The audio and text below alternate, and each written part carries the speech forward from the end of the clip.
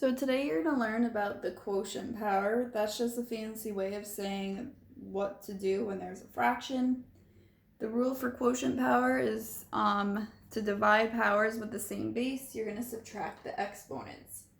So just like before, the bases have to be the same. And again, that's the larger number on the bottom. The exponent is on the top. So to see where this rule comes from, if you had a to the fourth divided by a squared, you know a to the fourth is a multiplied 4 times. And a squared is a multiplied twice. Well, you know any number divided by itself is going to give you 1. So a divided by a is 1, so we could just cross it off. A divided by a is 1, so we could cross it off. And we're left with 2 a's, which gives us a squared. If you notice, had we subtracted the exponents, 4 minus 2, we would have gotten 2. So the general rule, a to the m divided by a to the n is a to the m minus n. Make sure you pause this and write this down if you haven't written it down. So this law of exponents explains what we did last week. So when we had a problem like this, we said, when we have a negative exponent, to make it positive, we move it to the top. The reason why we could do that is because we know x to the 0th is 1. Now, if I subtract my exponent, which is negative 4, I have x to the 0 minus negative 4. Double negatives turn positive. So I get 1x to the 0 plus 4, fourth. So notice how it moved to the top and it became positive. That whole little trick is where this, that whole trick stems from this rule. All right, practice time. Before we do the actual problems, these are just some helpful hints. Always look for the biggest exponent because that's going to make your life easier. So you find the biggest exponent, leave it where it is. So if the biggest exponent's on top, you leave it on top. If the biggest exponent is on bottom, you leave it on bottom and you subtract the other exponent from it. I shouldn't have to say this, but just in case, positive numbers are always bigger than negative. So if you have a positive 9 and a negative 8, 9 is going to be bigger. If you have 2 negative exponents, the one closer to 0 is bigger. Think, if you had negative 2 and negative 8, would you rather be $2 in debt or $8 in debt? Hopefully you said 2.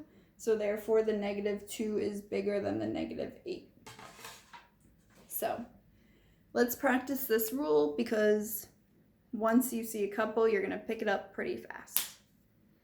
And again, I recommend you write this down because once we start mixing these rules, wow, I can't speak today, I'm sorry. Once we start mixing the rules together, it's going to get a little more challenging. So looking at this first one, x to the 6th over x to the 4th. You say to yourself, where is your biggest exponent? Well, your biggest exponent is on top. So you're going to leave it on top and you're going to subtract your other exponent, which is 4. And again, we can do this because they're the same base and they're being divided. So we know 6 minus 4 is 2. So our answer is x squared and it's on top. The reason why the answer is on top is because our biggest exponent was on top. Next one, you should look at this one and say, hey, it's missing something. Yes, it is. What's it's missing? The 1. So your powers are being divided. They are the same base. So where is your bigger exponent? Hopefully you said the top, so you're going to subtract the other exponent.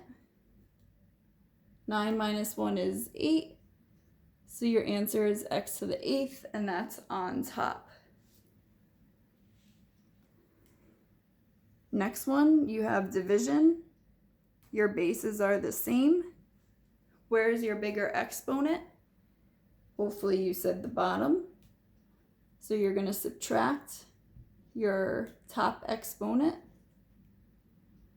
In this case, since it's on the bottom, you need the fraction bar. So y squared is staying on the bottom, because when you subtracted it went to the bottom. And what's our placeholder? 1. Next up, we have division, like bases. Where's my bigger exponent? The top, so you're going to subtract the other exponent.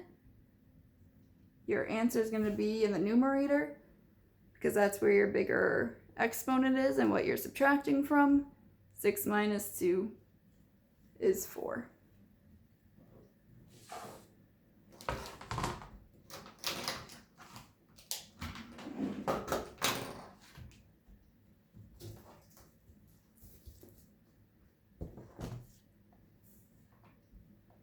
All right, now we have 2 negative exponents. So you say to yourself, which is my bigger exponent, the -2 or the -5? Which one is closer to 0 on the number line? -2. So that one stays, and you subtract the other exponent. You know double negatives turn positive.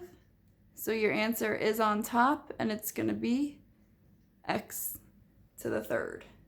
And again, all we're doing today is simplifying these expressions. Now we have x to the 9th over x to the -3rd. Where's your bigger exponent? What's bigger, a +9 or a -3? Hopefully you said +9. So we subtract our other exponent. Double negatives turn positive. My answer is up top. 9 plus 3 is 12.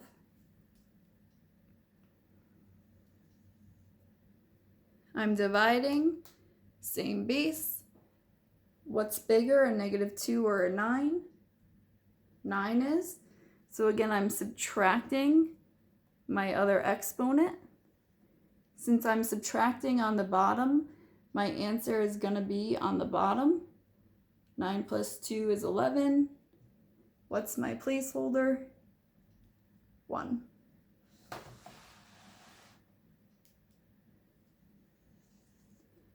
Now we have y cubed over x squared. We're dividing. My bases are not the same, so therefore I cannot use my rule. So your answer is just the same that you started with. So now sometimes you are going to have multiple variables. It's kind of like multiplying like bases, just deal with one variable at a time. First of all, do I need to put 1s anywhere? Yes, right here. So just look at your x's. Where's your bigger x, top or bottom? Top. So I subtract my 1. Is your x answer going to be on top or bottom? Hopefully you said top. So I'm going to put an x. Technically it's x to the 1st, but I don't need to put the 1. Now look over here. You have y to the -3 and y to the 5th. Whoa. Which one is bigger? Hopefully you said 5 because it's positive. So what am I subtracting from 5? -3. Is your y going to be on top or bottom? Hopefully you said bottom because you subtracted on the bottom. Double negatives turn positive, so you get y to the 8th.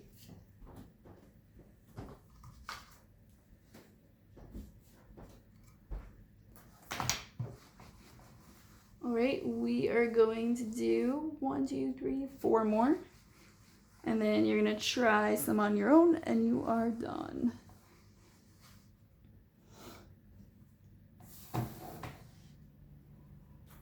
So I'm going to write the next two out.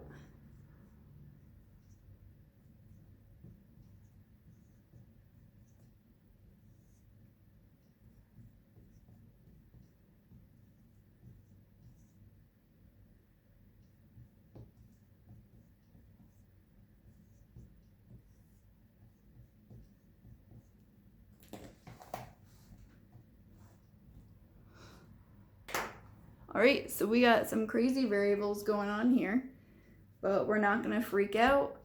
We are just going to cover what we don't need. Well, let me just find a piece of paper. So let's work with our x's first. Where's my bigger x, the top or bottom? Hopefully you said 4 was bigger than -3. So we subtract -3 on the bottom. Is my x answer going to be on the top or bottom? The bottom, because that's where I subtracted from. Double negative turns positive. 4 plus 3 is 7. Now let's deal with our y's. We have y to the -5th and y to the -9. Which one is bigger, -5 or -9? AKA which is closer to 0? -5 is closer to 0, so you're subtracting -9. And that's on the top of the fraction, the numerator. So your y answer is going to go on top. Double negative turns positive. -5 plus 9 is 4. And last but not least, you have z to the 10th over z to the 6th. Which z is bigger? The top, so subtract the bottom. So will z to the 4th go on top or bottom? The top. So this is your final answer.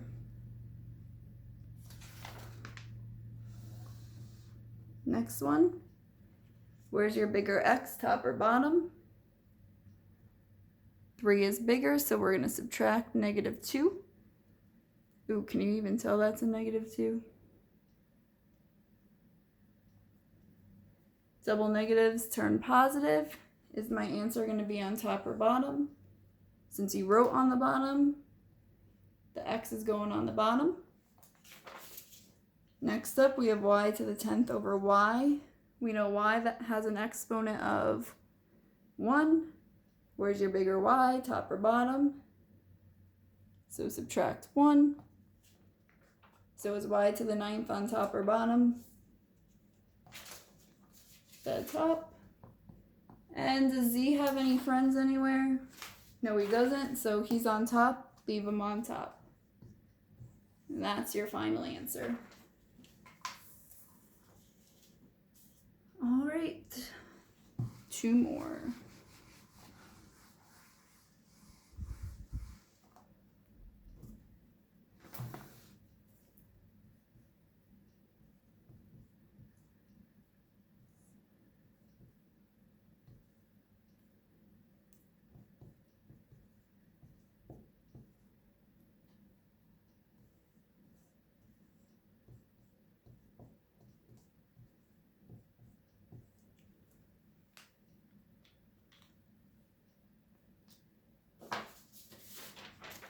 So looking at this first one, where's your bigger x, top or bottom?